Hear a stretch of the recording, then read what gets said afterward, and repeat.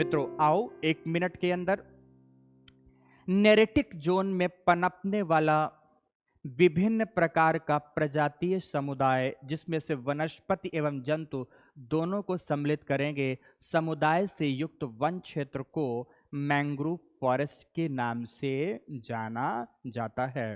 यह single genetic group का प्रतिनिधित्व नहीं करता, जिसके लिए देखो यहां पर दूसरी बात मैंने लिखी हुई है कि यह किसी एक single genetic group, this one single genetic group का प्रतिनिधित्व नहीं करते, बल्कि विभिन्न प्रकार के हर्ब्स हैं, श्रब्स हैं, ट्री हैं, इन सब का कलेक्टिव रूप है।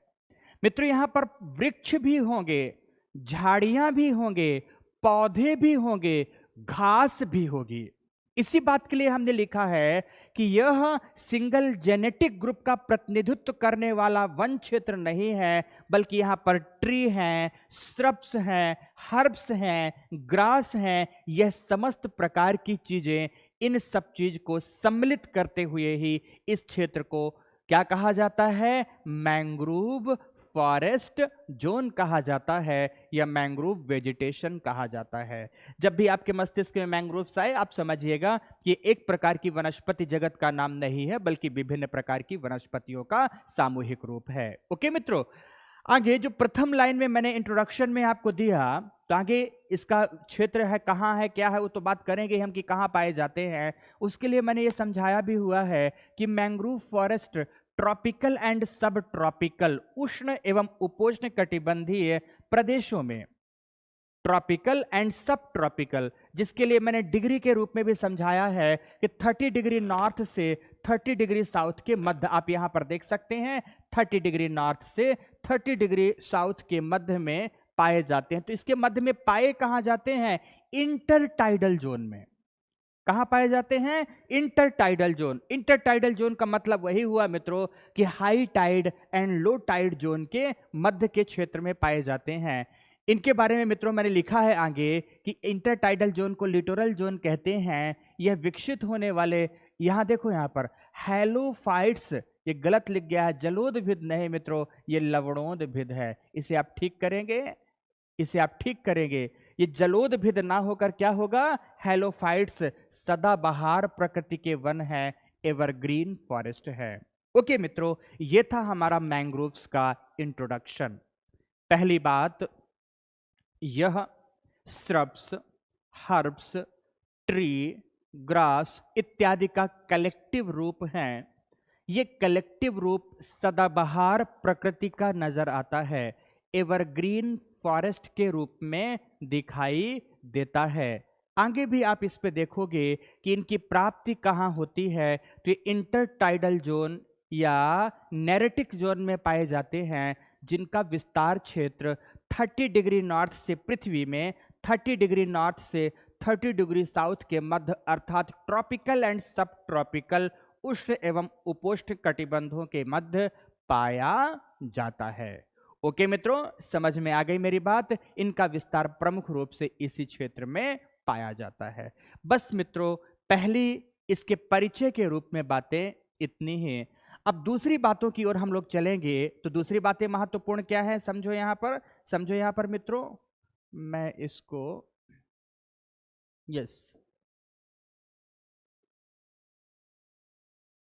इधर कर देता हूं। और अब दिस वन, ये है, मैंने चित्रात्मक निरूपण के रूप में मैंग्रोव फॉरेस्ट दिखाया हुआ है। देखो कितना खूबसूरत दिखता है मित्रों। This one is creek. आप लोगों ने पढ़ा होगा ज्योग्राफी में, gulf, bay, bights and creeks, इन सब के बारे में आप लोगों ने पढ़ा होगा। ये क्रीक्स है मित्रों। क्रीक्स के साथ देखो, ये पूरा का पूरा सागरीय जल क्षेत्र है, यह सागरीय जल क्षेत्र है।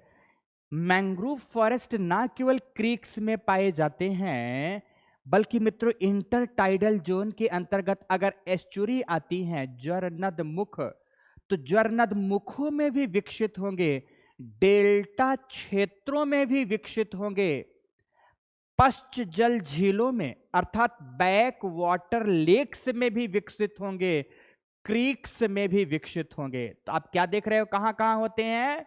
मैरीन लैगून्स, जिन्हें सागरीय झील कहते हो आप, मैरीन बैक वाटर लेक्स, सागरीय पश्च जल झीलें, दोनों के एग्जाम्पल्स में देखो। पश्च जल झील का बेस्ट एग्जाम्पल केरल तट पर प्राप्त होने वाली बेम्बनाड एवं अष्टमुडी झीलें हैं।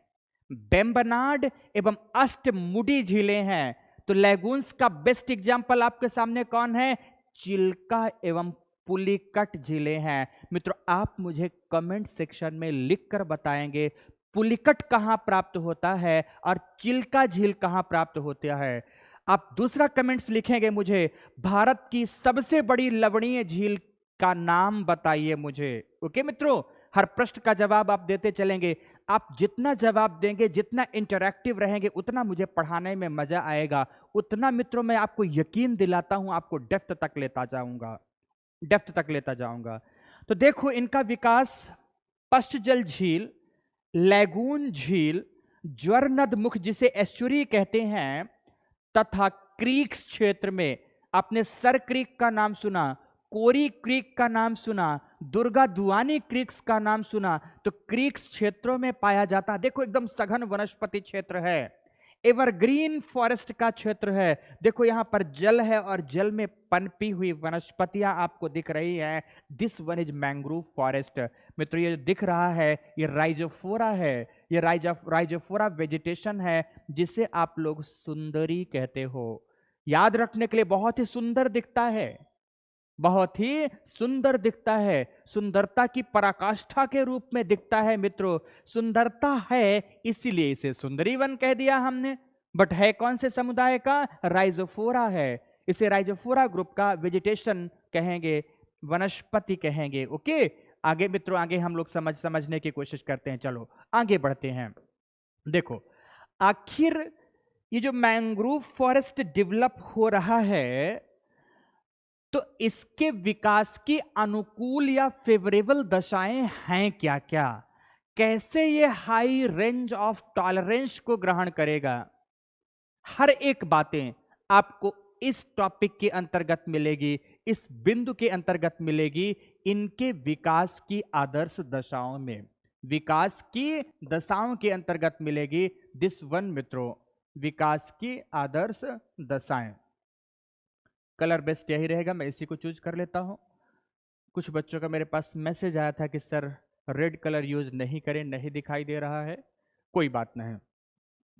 तो कंडीशन रिक्वायर्ड टू ग्रोथ, किन दशाओं में इनका विकास होता है, एक एक बिंदु महत्वपूर्ण है मित्रों।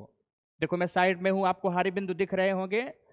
पहला इसमें बिंदु है कि इनका विकास हाई सैलिनिटी, उच्च लवणता वाले क्षेत्रों में होता है। आपको पता है मित्रों कि लवणता क्या है? जल्दी से लवणता क्या है इसे आप लिखोगे। लवणता का मापन किस यंत्र से किया जाता है इसे आप लिखकर बताओगे। विश्व में महासागरों की औसत लवणता क्या है आप लिखकर बताओगे। मित्रों आगे सुनना मेरी बात। लवणता मापन की इकाई क्या है इसे आप लिख के बताओगे। ओके, आपको पता है मित्रों कि लवणता मापन की इकाई जिस तरह से आप प्रतिशत लिखते हो तो उसे प्रति हजार के रूप में लिखा जाता है। लवणता मापन की इकाई पर थाउजेंड है। इस पर थाउजेंड का मतलब क्या हो गया कि सागरीय जल के 1 किलोग्राम, यहां पर वॉल्यूम पे नहीं ले रहे, सागरीय जल का अगर 1 किलोग्राम भार ले लें तो उसमें कितने ग्राम ठोस घुले हुए पदार्थों की मात्रा है, अर्थात ग्राम पर किलोग्राम में मापन किया जाता है, मापन किया जाता है मित्रों लवणता का। इसके मापन का जो यंत्र है उसे कहते हैं सैलिनोमीटर। क्या कहते हैं मित्रों? सैलिनोमीटर कहते हैं, सैलिनोमीटर कहलाता है। और विश्व में महासागरों की वैश्विक औसत लवणता 35 पर 1000 पाई जाती है। लवणता को प्रभावित करने वाले कारक कौन कौन से हैं, क्विक रिवाइज करेंगे आप आज की क्लास के बाद। आज लवणता का चैप्टर आप कंप्लीट कर डालेंगे। ओके मित्रों, जाकर पढ़िए ज्योग्राफी की कक्षा में आप आराम से ज्योग्राफी में जो पढ़ा हुआ है। तो लवणता हो गया, यह उन क्षेत्रों में पाई जाती है जहां लवणता की मात्रा उच्च होती है, लवणता की मात्रा प्रचुर होती है। ट्रॉपिकल जोन में चूंकि वेपराइजेशन अधिक है, वाष्पीकरण की दर अधिक है, हालांकि इनकी प्राप्ति उन क्षेत्रों में भी है जहां वर्षा की मात्रा अधिक है, तो चूंकि वेपराइजेशन अधिक है, तापमान अधिक है, जल की घोलन क्षमता उच्च है, इसलिए लवणता की मात्रा अधिक पाई जाती है जहां इनका विकास होता है। दूसरा, extreme tidal conditions, tidal extremes है ना, अर्थात उन क्षेत्रों में है जहां ज्वार एवं भाटा, उच्च ज्वार एवं निम्न ज्वार की दशाएं सक्सेसिवली बनी रहती हैं, वहां इनका विकास होता है, वहां इनकी प्राप्त होती है। नेक्स्ट मतलब थर्ड पॉइंट में मैंने लिखा है स्ट्रॉन्ग विंड वेलोसिटी।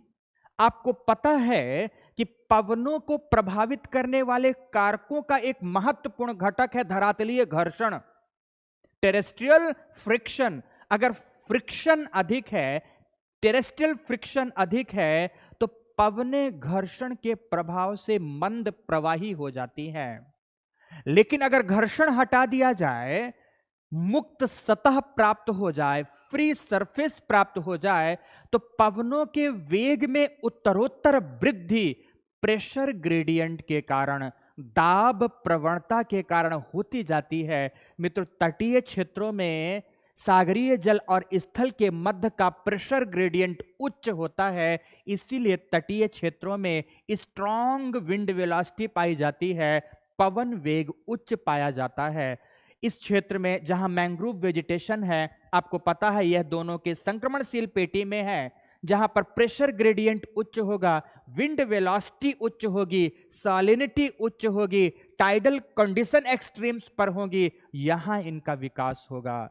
तो मित्रों, आपको एक और बात बता दूं, oceanic currents and oceanic waves के बारे में आपको बता दूं कि जैसे जैसे तरंगें तट के समीप पहुंचती जाती हैं, सागर में तरंगे स्मूथ नजर आएंगी, सुदूरवर्ती सागर में तरंगों का प्रभाव मंद नजर आएगा। लेकिन जैसे जैसे तरंगे तट के समीप आती हैं, तरंगों के बारे में आप जानते हो मित्रों कि किसी भी तरंग में क्रेस्ट एंड ट्रफ दोनों बनता है ना, श्रृंग एवं गर्त दोनों बनता है। और तरंगों का बेसिक नेचर होता है कि इनका एम्पलीट्यूड, आयाम अर्थात तरंग की ऊंचाई या गहराई हमेशा अगर सतह मुक्त है तो समान पाया जाता है ना। तरंग दैर्घ्य की बात अभी हम नहीं कर रहे हैं। इनकी ऊंचाई, this one is crest, this one is trough, और क्रेस्ट की ऊंचाई और ट्रफ की गहराई, श्रृंग की ऊंचाई और गर्त की गहराई सामान्यतः सामान्य दशाओं में समान पाई जाती है। लेकिन जैसे जैसे ये प्रवेल करती हुई तट की ओर आती हैं, तट के समीप आने के क्रम में यह ट्रफ निमग्न तट से टकराता है। जल्दी से फिर से मित्रों आप लोग मुझे बताओगे, what is continental shelf, what is निमग्न तट, महाद्वीपीय निमग्न तट, जल्दी से बताओगे। तो जैसे ही निमग्न तट से टकराता है, निमग्न तट से टकराने पर ट्रफ की गहराई में जितनी कमी होगी, श्रृंग की ऊंचाई उतनी बढ़ती जाती है। और जब श्रृंग की ऊंचाई बढ़ेगी मित्रों, तो तटों के समीप इन तरंगों का प्रभाव, तरंगों के साथ आने वाली धाराओं का प्रभाव बढ़ता जाता है। इसी बात को लिखा गया है intense oceanic currents and waves. यहां पर आप लोग जोड़ देंगे एंड वेव्स, इनका प्रभाव होता है इन मैंग्रोव वेजिटेशन जोन में। मित्रों, high temperature and high humidity सागर तट है। मित्रों, आपको पता है सागर में टेम्परेचर वेरिएशन जल्दी होता नहीं है, और यह भी आपको पता है कि जब सागरीय जल क्षेत्र है तो सागरीय जल क्षेत्र के समीप आर्द्रता की मात्रा उच्च होगी। तो आगे दिया है कि यह वाटर लॉगिंग कंडीशन है, यहाँ पर जल जमाव प्राप्त होता है। जब हमेशा ही जल जमाव होगा तो मिट्टी में मित्रों वायु की कमी होगी। आगे इस पॉइंट पर अभी मैं आऊंगा मित्रों, आगे इस पॉइंट पर आऊंगा। ध्यान रखेंगे एनारोबिक कंडीशंस पर आज की क्लास में ही आगे मुझे आना है, इसलिए डिटेल पर वहां बात करेंगे। जल जमाव है, जल जमाव के कारण मिट्टी में जो फंसे हुए वायु कण है वह बाहर निकल जाते हैं, तो अवायवीय यहां पर अवायवीय दशाएं बनती हैं, एनारोबिक कंडीशंस बनती हैं। पूरा मड जैसा संरचना होगा, क्योंकि जल जमाव होगा तो मडी कंडीशंस होगा। इन तमाम एडवर्स कंडीशंस में, ये सारी एडवर्स कंडीशंस हैं, इन तमाम एडवर्स कंडीशंस में मित्रों इन वनों का विकास होता है, इस वनस्पति क्षेत्र का विकास होता है। इसीलिए कहते हैं कि इनका रेंज ऑफ इकोलॉजिकल सॉरी इसीलिए कहते हैं इनका रेंज ऑफ इकोलॉजिकल एम्पलीट्यूड अति उच्च पाया जाता है। याद कर हो गई ना मित्रों सारी चीजें, एक एक करके आप सब चीजों को याद करेंगे। ओके, इसमें से आपको कोई भी ऑप्शन कभी भी प्रीलिम्स के अंतर्गत दिया जा सकता है। किसी भी एक ऑप्शन को दे दिया और आपको फंसा दिया, आपको ठीक ठीक प्रकार से प्रत्येक ऑप्शन को समझते जाना है। अब मित्रों हम लोग इस टॉपिक में आगे बढ़ते हैं। कैसे? आपने पहली स्लाइड, दूसरी स्लाइड, तीसरी स्लाइड देख लिया। अब ये एक बहुत ही महत्वपूर्ण टॉपिक है। मैंग्रोव वेजिटेशन के संदर्भ में ये एक बहुत महत्वपूर्ण टॉपिक है, जिसे भली भांति प्रकार से समझने का मित्रों आप प्रयास करेंगे, भली भांति प्रकार से।